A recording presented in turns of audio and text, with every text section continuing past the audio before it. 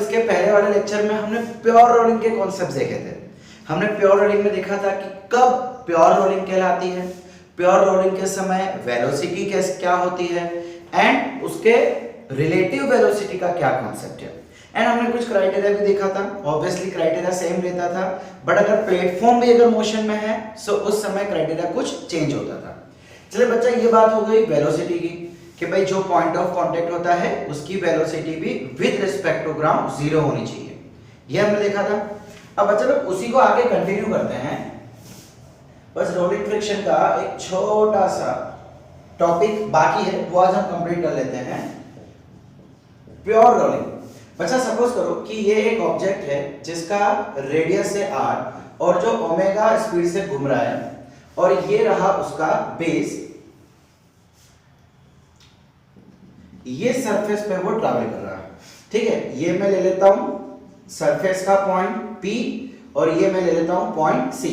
हमें पता है कि अगर प्योर रोलिंग है सो VC की स्पीड 0 होनी चाहिए with respect two point P। ठीक है, ओके। बच्चों अगर मैं एक्सेलरेशन की बात करूं तो क्या यहां पे एक्सेलरेशन भी 0 होगा? देखो, अगर आप बोलो कि एक्सेलरेशन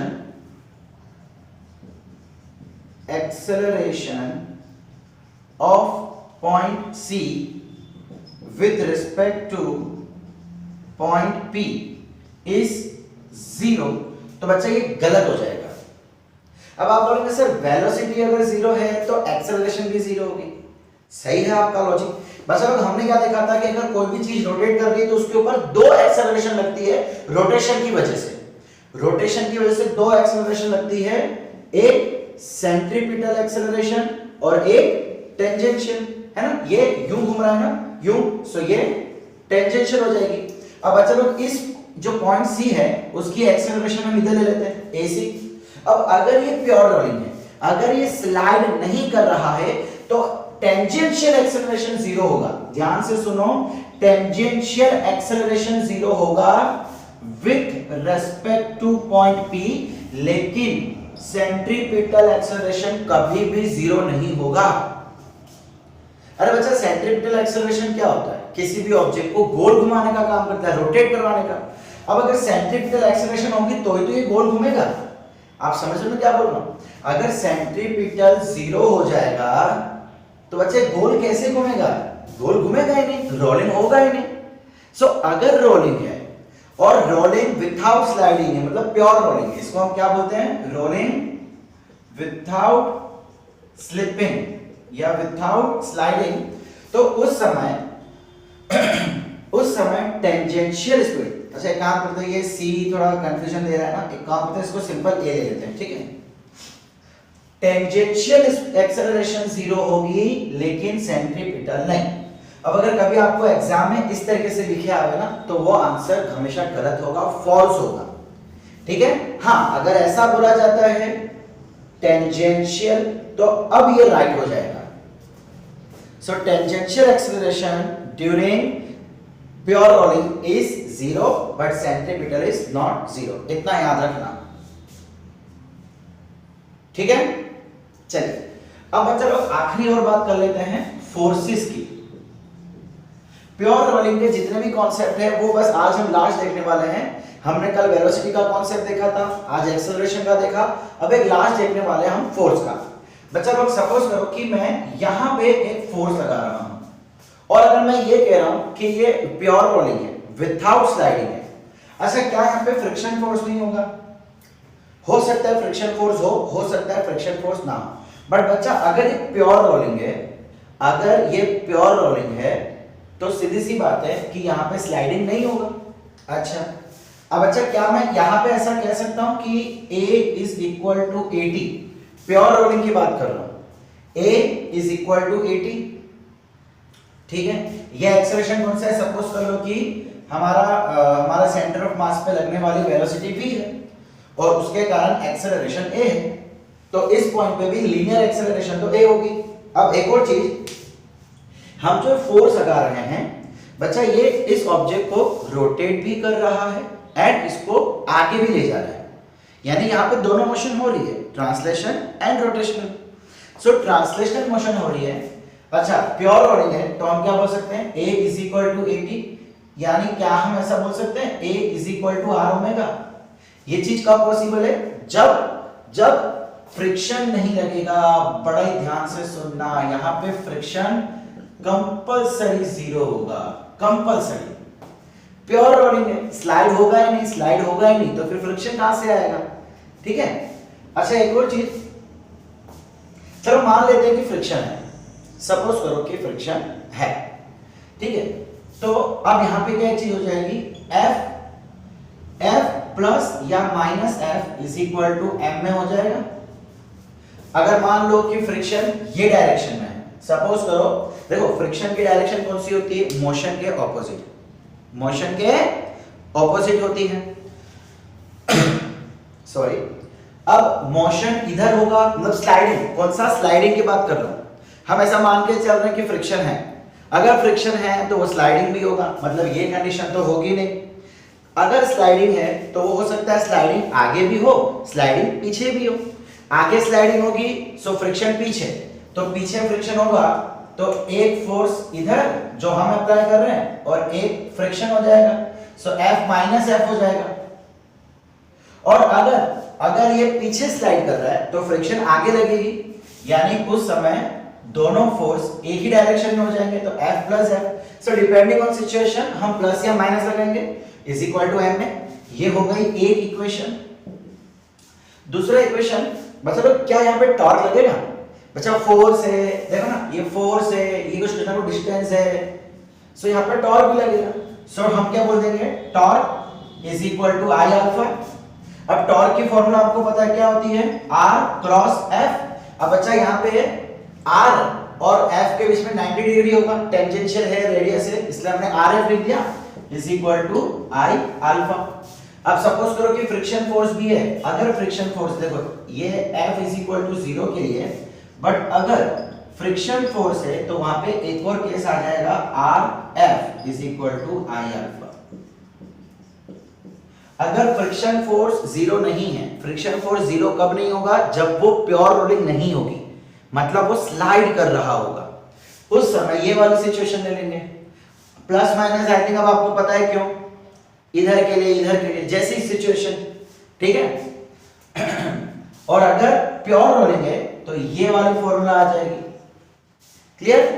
अच्छा, अब एक और प्रॉब्लम है, देखो हमको यहाँ पे तीन चीज बोली जाएगी ढूंढने के लिए, A, F and lastly alpha.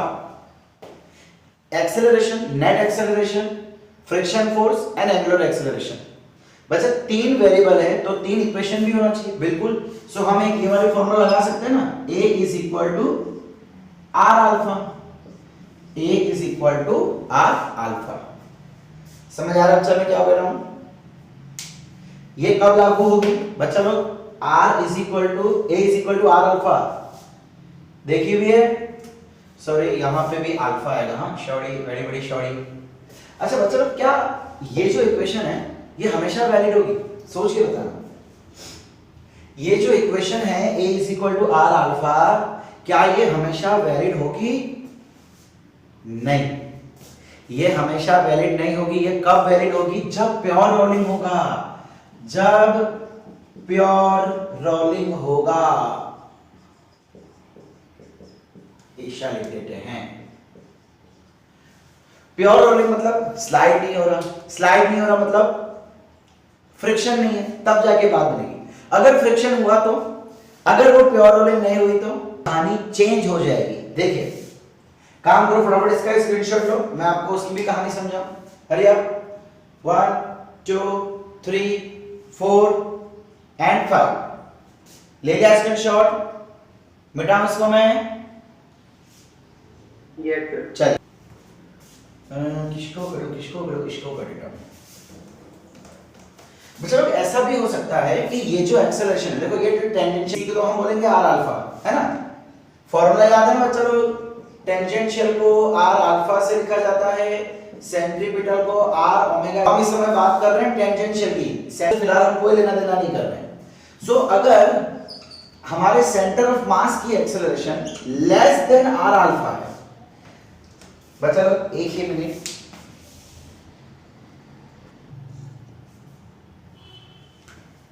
अच्छा बच्चा लोग, अगर सपोज करो कि a is less than r alpha है, मतलब ये इससे छोटा है, तो ओवरऑल ये ऑब्जेक्ट इधर स्लाइड होगा। जरा सोच के बताना, ये वाली एक्सेलरेशन बड़ी है, सो ऑब्जेक्ट इधर तरफ स्लाइड होगा।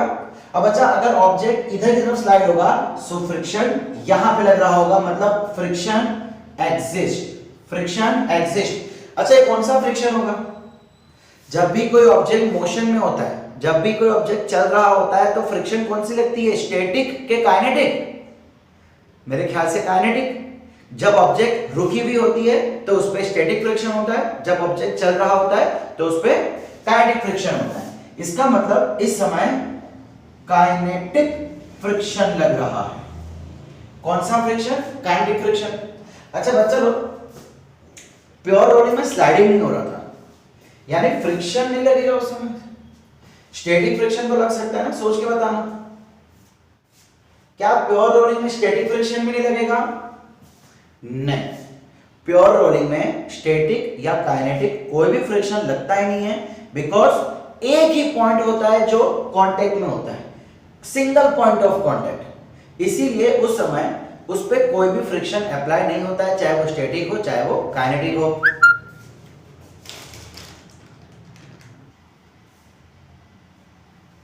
ओके, अब दूसरी चीज, अगर सपोज करो कि ये ए आर अल्फा से बड़ा है, आर अल्फा से बड़ा है, तो इसका मतलब ये ऑब्जेक्ट इधर की तरफ स्लाइड करेगा, ये ऑब्जेक्ट यहां स्लाइड करेगा। इसका मतलब इस समय फ्रिक्शन कहां लगने वाली है? पीछे की तरफ। सो यस, इस बार भी फ्रिक्शन एग्जिस्ट करेगी, फ्रिक्शन एग्जिस्ट करेगी। अच्छा कितनी फ्रिक्शन होगी? फ्रिक्शन की फॉर्मूला होता है ना, म्यू इंटू एन, याद है? फ्रिक्शन की फॉर्मूला हमने क्या देखा था? Mu into N. सो बच्चा लोग, ये जो फ्रिक्शन इस समय लग रही है, इस समय जो फ्रिक्शन लग रही है, ये चीज काइनेटिक फ्रिक्शन है। कौन सी? काइनेटिक फ्रिक्शन, याद रखना। ठीक है बच्चा लोग, सो यहां का प्योर रोलिंग का कॉन्सेप्ट पूरा खत्म होता है। ओके, सो चलो बच्चा, अब क्वेश्चन, मान लीजिए कि ये एक ऑब्जेक्ट है और कहा जा रहा है कि ये प्योर रोलिंग कर रहा है, प्योर रोलिंग विथआउट स्लिपिंग। इसका रेडियस हमको दिया हुआ है 1 मीटर, मास हमको दिया हुआ है 5 kg, और इस पे एक फोर्स लग रहा है 10 न्यूटन का, और ये रही इसकी सरफेस। आपको कहा जा रहा है फाइंड ए tangential, sorry translation acceleration. Force है तो एक्सेलरेशन भी होगी, फिर friction force and angular acceleration, तीनों हमको ढूंढना है। क्या करेंगे? देखो जैसे कि हमने अभी देखा, क्या यहाँ पे 3 इक्वेशन पॉसिबल है? अभी इस समय फ्रिक्शन फोर्स 0 है। देखो ऑब्वियसली एक तो रोलिंग विथआउट स्लिपिंग बोला है तो फ्रिक्शन फोर्स 0 ही होगी, बट हम मान के चलते कि 0 नहीं है सपोज, तो फ्रिक्शन फोर्स लगाना पड़ेगा। अच्छा फ्रिक्शन फोर्स कहां लगेगी ये भी हमको नहीं पता, स्लाइड इधर करेगा कि इधर पता नहीं। तो एक काम करो, अभी अपने मर्जी से कोई भी एक डायरेक्शन ले लो। चलो सपोज करो कि मैंने ये डायरेक्शन ले ली फ्रिक्शन की, ठीक है। अब अच्छा अगर सपोज सच में फ्रिक्शन होगा और अगर हमारी डायरेक्शन उल्टी होगी तो इसका आंसर नेगेटिव में आ जाएगा, सिंपल सी चीज है। तो आप अपने मर्जी से कोई भी डायरेक्शन ले लीजिए। अब इक्वेशन बनाइए। क्या मैं ऐसा कह सकता हूं, ये है मेरा f, है ना, ये f है, so f plus f is equal to m है। क्लियर? हम बोल देते हैं कि हमारा centre of mass a acceleration से आगे बढ़ रहा है। क्लियर है? दोनों फोर्स। ओके, अब यहां पे क्या हो गया, इसकी value 10, friction f is equal to m कितना है 5a, है ना, मास हमको a दे रखा है। क्लियर यहां तक? चलिए ये बन गई हमारी पहली इक्वेशन। दूसरी इक्वेशन क्या रहेगी यहां पे? एक हमने देखा था a is equal to R alpha, यानी कि a इज इक्वल टू, यानी कि यहां पे अल्फा क्या हो जाएगा, ए बाय आर, ए पता नहीं है और आर 1 है, यानी alpha is equal to a हो जाएगा। रेडियस हमको 1 मीटर दे रखा है, so alpha is equal to a, ये हो गई सेकंड इक्वेशन। एक और इक्वेशन चाहिए फोर्स के टर्म्स में। बच्चा लोग टॉर्क हमने क्या देखा था, एक और इक्वेशन कौन सी थी, टॉर्क की। सो क्या मैं ऐसा बोल सकता हूं, torque is equal to I alpha, है ना। अच्छा एक काम करते हैं, ये हमको बोला हुआ है सॉलिड स्फीयर, क्या दिया हुआ है ये, सॉलिड स्फीयर। तो मतलब सॉलिड स्फीयर का इनर्शिया हमको क्वेश्चन में नहीं दिया है, हमको पता होना चाहिए क्या होता है सॉलिड स्फीयर का इनर्शिया। हमने पूरा डेरिवेशन देखा हुआ है। सॉलिड स्फीयर का मोमेंट ऑफ इनर्शिया क्या होगा, 2/5 mr², याद है 2/5 mr²। अच्छा अब टाउ की जगह पे हम क्या लगा सकते हैं, Fr is equal to I alpha. सही है, नहीं गलत है। अच्छा लोग हमने फ्रिक्शन फोर्स भी तो लिया है ना, तो फ्रिक्शन फोर्स तो पिक्चर में आएगा, Fr प्लस Fr, बोलो सही है। एक देखो सीधी सी बात है बच्चा, ये फोर्स परपेंडिकुलर डिस्टेंस, ये फोर्स परपेंडिकुलर डिस्टेंस, और दोनों सेम डायरेक्शन में है। अच्छा एक चीज ध्यान से सुनो, ध्यान से सुनो, देखो ये जो टॉर्क है ये यू प्रोड्यूस होगा, है ना। इसके कारण जो टॉर्क है मतलब वो ये ऐसे घूम रहा है और इसके कारण बॉडी ऐसे घूमने की कोशिश करेगी, तो क्या दोनों के कारण टॉर्क सेम होगा, सोच के बताना। ये फोर्स इसको यूं घुमा रहा है और ये फोर्स इसको यूं घुमा रहा है, तो क्या दोनों टॉर्क सेम होगी, नहीं। सो हम क्या करते हैं, हम इसको नेगेटिव मान के चलते हैं, इसको पॉजिटिव ले लेते हैं, इसको नेगेटिव ले लेते हैं, किसी एक को पॉजिटिव किसी एक को नेगेटिव आप ले सकते हैं। क्लियर। यहाँ पे F की वैल्यू 10, R1 फ्रिक्शन फोर्स नहीं पता, रेडियस 1, इनर्शिया के बदले 2/5 mr², अल्फा, अल्फा के बदले बच्चा a रख दो, हमने यहाँ पे देखा था ना alpha is equal to a, ठीक है। सो ये क्या बन गया, 10 - f is equal to 2/5 × 5 × 1² × a। 5 cut गया, क्या बचा, 10 - f इज इक्वल टू 1 का स्क्वायर 1, 2 1 2, 2a।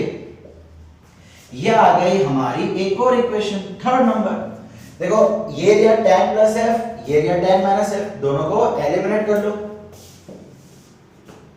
सो ये क्या है, 10 + f is equal to 5a, ये क्या हो गया, 10 - f is equal to 2a। तो ये f से f गया, 10 + 10 20 is equal to 7a, a is equal to 20/7, a is equal to कितना आ जाएगा आंसर, 2 2 14.60 यानी कि 8, 2.8 मीटर पर सेकंड स्क्वायर, बोलो सही है, ठीक है। अब इसका मतलब देखो यहाँ पे आपको एक्सेलरेशन मिल गई तो अल्फा भी मिल जाएगा, तो ये कितना मिल गया आपको, 2.8 मीटर पर सेकंड, अल्फा भी सेम है, सो अल्फा कितना हो जाएगा, क्या हो जाएगा यहाँ पे 2.8 रेडियन पर सेकंड स्क्वायर। क्लियर। अच्छा फ्रिक्शन फोर्स अगर है, सो यहाँ पे वैल्यू पुट अप कर दो। हम क्या कर रहे हैं, फ्रिक्शन फोर्स ढूंढ रहे हैं। 10 - f is equal to 2 × a, कितना आ जाएगा, a की वैल्यू 2.8, सो ये f is equal to 10 - 8 2 16 5.6, f is equal to कितना हो गया, 4.4 न्यूटन। अब आप बोलेंगे सर यहाँ पे तो फोर्स आ रहा है, बच्चा लोग बिकॉज इस समय स्टैटिक फ्रिक्शन लग रहा है। कौन सा, static friction. So pure rolling के समय स्टैटिक फ्रिक्शन लग सकता है, जो हाँ उसकी एक लिमिट होगी।